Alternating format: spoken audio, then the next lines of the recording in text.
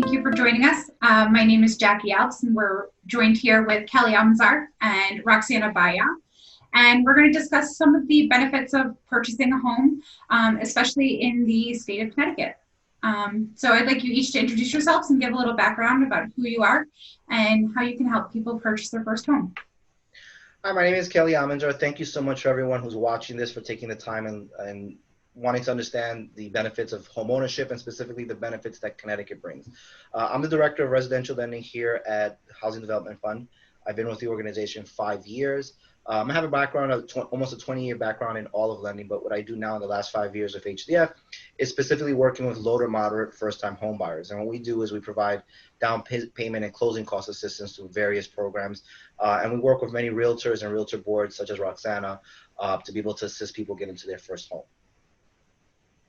Great. So I'm Roxana Baya, and I am a realtor here in Connecticut with Berkshire Hathaway Home Services.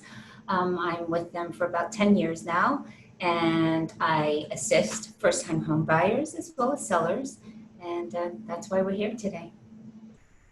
Great. So we just kind of wanted to touch on a couple things about, Connecticut, the benefits of purchasing in Connecticut, and kind of touch on if there's any products or anything that can help future homeowners to purchase their homes or even sell their homes, I suppose, at this point. Is there anything, Roxana, if you could tell us, if there are a little more benefits to purchasing in Connecticut rather than, say, New York or bordering states? Okay, so one of the biggest things purchasing in Connecticut versus New York is that, because we border New York, is that our taxes are lower here in Connecticut.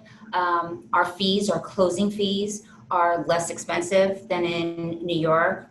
For example, New York's attorney fees are higher than ours. And New York, the buyers have to pay a different tax, an additional tax, compared to Connecticut. So our closing fees are much more reasonable than from New York. So if I could just add for that to kind of give more quantifiable numbers, because I have a strong background in New York. The mortgage tax alone in New York City is 1.8%. There is no mortgage tax in Connecticut, correct, Roxana? Correct. So you take and just to round it off, take a $400,000 home, which is the average price of a first-time home buyer. Just in tax, without any other closing costs, you're paying $8,000 just in tax. That's something that you don't have here in New York. In Connecticut. And you'll get taxed 2 times. Like anything else in life, you'll get taxed 2 times. You're going to get taxed up front on the mortgage tax, and then you'll get taxed when you sell it again. Connecticut does have a transfer tax, but it's lower than the New York transfer tax. I believe New York's at 1.4%, and Connecticut is it 0.75? Don't forget that Connecticut, it doesn't hit the transfer tax, is not for the buyers, it's for the sellers. Okay. So we don't have that fee here for the buyers. So tremendous savings, I think, in Connecticut in terms of some of those fees that really don't benefit you. Taxes are not something that you're building equity in the property. It's not bringing down your balances. It's only really for the benefit of the local community. Correct. I know that Kelly kind of touched a little bit on, average sales price and things like that. Roxana, can you fill us in about what the market kind of looks like right now? So right now, the average sales price in Stamford is approximately $550 for a single family home, 3 bedrooms. If you do something like a 10% down payment with closing costs, and so you can expect to pay about $68,000 all in with 10% down. That means your 10%, your bank fees, inspections, attorneys, and your monthly payment's going to be about $31.74. You can get interest rates are down. If you have a 720 or better credit score, interest rates are about at 3.25%. And then it goes up from there if your credit score is a little lower. So I think that's a big plus for anyone looking to purchase right now, with interest rates being as low as they are. So I think that's where we come in and we add value to working professionals such as Roxana, and obviously to home buyers, that we help with that portion of what Roxana alluded to, which is the down payment, 10% down payment. So when you start thinking of $500,000 and $50,000 down payment, it's a big number. And that's where we come in and help. What we do is down payment assistance program. So we provide you some of that down payment. So instead of you coming out $50,000 in pocket, we lend you that money. So we have a program here in Connecticut called Smart Move, which provides, in essence, almost 100% financing. One of our network of 19 banks would give you a first mortgage of 80%, and we would give you a 20% second mortgage, so 100% financing. So that drastically reduces your out-of-pocket costs because the only thing you're having to come up with is closing costs. And we have programs that could also assist you with some of those closing costs. There's going to be things you can't get around in terms of title fees, appraisal fees, inspections, recordings, things of that nature. So we actually have funds available here in Connecticut as well that can help you reduce that out-of-pocket. And I think, Roxanne, I like to kind of, get your input on this. In fact, one of the biggest obstacles for home ownership is being able to come up with that initial investment. Here in Connecticut, I read an article some time ago where the average renter uses about 33% of their gross income towards rent. When you're using 33% of your gross rental income towards rent, how do you have the ability to save? So I think that that's one of the biggest hurdles that the people that you work with, Roxana, that have in terms of they may have everything else, they may have the work history, they may have the credit, but they just haven't had the opportunity to save because they've been kind of living paycheck to paycheck and just living. And that's where we come in. You can get into that property if you've done everything else right from a credit standpoint, work standpoint, and we'll help you with that down payment, which is sometimes the biggest obstacle to getting into that property. And that is absolutely the biggest obstacle because, like you said, I've been working for 2-3 years. I'm making good enough income. The average income, the median income here in Connecticut itself is about $79,000. In Stanford, it's about $85,000. So there are folks that have that and they qualify for everything else, but it's that down payment because you're so involved in paying rent that your money's going out the door paying rent and you're not able to get this savings for the down payment. So that's HDF is a fabulous program for that. Sure. And I'll just kind of finish up on that topic in this sense. One of the things with traditional financing, so Roxana spoke about, 10% down payment. One of the things that anyone who starts looking into mortgages, they'll hear a term called mortgage insurance. And mortgage insurance is whenever you put down less than 20%, you carry a mortgage insurance policy for the bank. This doesn't benefit the borrower whatsoever. So if you default on a loan, they get paid on a portion of the loan. That can be costly. The way we structure our loans is that you completely avoid the PMI because we have 2 loans. We're providing 100% financing. So that's a cost that has no value to you in paying a mortgage insurance premium that you won't have when you're doing a down payment assistance loan with HDF because all the payments that you'll be making on a monthly basis will go either to pay down the loan balances or for your escrow accounts, which include your insurance and taxes. Nothing to an insurance that doesn't really provide any value to you. Right, because you will always have a PMI as long as you're less than 20% down payment. Right. And until your property gets the value of at least 20%, right, you're going to have that. So that's a huge savings. That's huge. Yeah. So that's one of the wonderful things about using these DAP programs. And DAP programs, down payment assistance programs, come in different variations. The one where I mentioned before, our Smart Move product, which provides 100% financing. As Roxana said before, first mortgage rates are very low right now, close to the 3%, 3.25% range. Our second mortgage is at 3% flat. So it's a fixed rate, 30%, 20-year amortization term at a 3% fixed interest rate, and you avoid the PMI. Now, we have other products what we call soft seconds. Soft seconds are what lend you money, but there's no interest on it while you're in the property. We have two programs like that in Connecticut. We have something called Live Where You Work, where if you live and work in the same city, we provide you up to $20,000 that you can use for down payment and or closing costs. And you pay 0 payments on that while you're in the property at 0% interest. What you do with that money is once you sell, refinance, or transfer the property, that's when you pay us back and we end up lending that to the next borrower so they can make their first purchase. But think about the value if I can get you $20,000. That might be the extra bedroom you're looking for. That might be closer to a work location or a certain school district that you want to be in. So being able to have extra cash where it doesn't get calculated into your debt to income ratio because there's no payment on it, it creates more value because in essence you can buy more home for it or it can complete the transaction for you.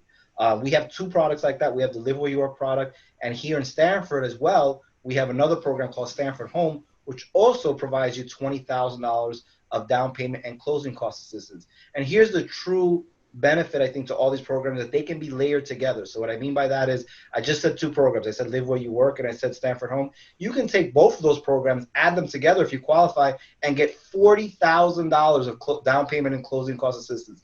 Think how much more property that can buy. That might be the yard that you might be able to get, the extra bedroom, like I said, the better area, whatever it may be. It provides value to the home buyer. So It Kelly, can I know also that, mean the difference between a condo and a single family house. Absolutely. correct. So that was going to be my point. I know that you had stated, you know, it could be something that offers you the extra bedroom or the yard that you may like. And we also touched on school districts and stuff. And I know that, you know, people are still hesitant in this time as to whether owning a home or renting is their best option. Roxana, do you have any input on what the best more pros are to owning a home? What the best, I'm sorry. What the pros are to owning a home or purchasing rather as opposed to renting? Well, yeah, absolutely. I mean, when you own a home, you get to deduct, there are things that you get to deduct, right, on your tax returns. When you're renting, that's just money that just went out the door. You didn't save it. There's no deduction that you can take on your tax returns.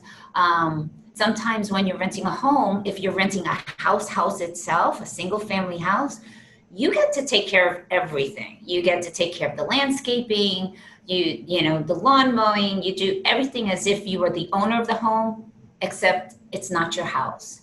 So when you own your home, when you pay for that, it's yours. And it just gives you a little different taste. You're what's the word I'm looking for? You're not happier, that's not the word, but you feel a little bit more fulfilled, right? Because it's yours and you're doing it because it's yours and not because you have to.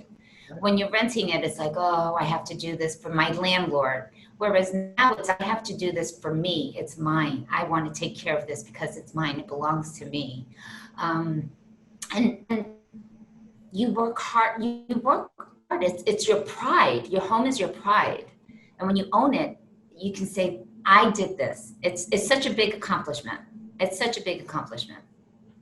So Roxanne, I was just going to add there. I mean, in those scenarios where people are renting, and this is true, you know, when those people are renting houses, you're paying someone else's mortgage. They're probably, if you're renting someone else's house, they probably have a mortgage on it. So the payments you're making is paying down their mortgage. They're gaining equity, and when you move, you walk away with nothing. That's not the case traditionally when you purchase a home. Absolutely nothing. Exactly. In a home, when you pay every month that you're making, you're bringing down your balance, so you're increasing your equity. So the day you sell, you will walk away with something rather than walk away with nothing. And then add in all the extra values of tax deductions that you don't have on rentals versus home ownership. So there's a lot of things. And specifically with Connecticut, Roxanne, I think you get more value here in Connecticut, right? I mean, I think you can get more square footage here. Oh, absolutely. Oh, absolutely. Our taxes are lower in Connecticut. You get more square footage depending on the town that you're going to. So here in Stanford, it's about $286 a square foot. In Norwalk, it's about $279 a square foot. But there's so much more to owning your own home. In 30 years, if you take a 30-year mortgage, guess what? It's yours. You're not making any more payments. And yes, in time, you can bring that 30-year mortgage down if interest rates get, you know, to a place where you can refinance, or you have more money that you can put down. And when you're owning a home, if you put a little bit more down every month into your mortgage, that 30 years goes less and less and less. And a lot of people don't realize that. If you can put an additional $20 down every month, and maybe not every month, but once a year, your principal goes down. And so that 30-year mortgage eventually goes down as well. I know that Kelly had mentioned there was a down payment assistance program specific to Stanford. And I know that with close proximity to New York and stuff, there's a lot of benefits to purchasing in Stanford. Do you mind touching on some of the aspects of Stanford that would bring people here? Roxana? Yeah, so Stanford is a beautiful community. You can go hiking here. We've got beaches that you can go to. There's many parks. We have a Stanford Nature Museums. There's things that you can do as adults, things that you can do as children. I just got a list of high school graduates and the colleges that they're going to. We have Ivy League schools, we have, SUNY Purchase, we have our state schools. So it was encouraging to see where our high school graduates are going. Kelly, I know that you had spoke about the down payment assistance in Stanford. So being one benefit to purchasing in Stanford would be the Stanford home. Can they layer different options, different loan amounts to help them with their purchase?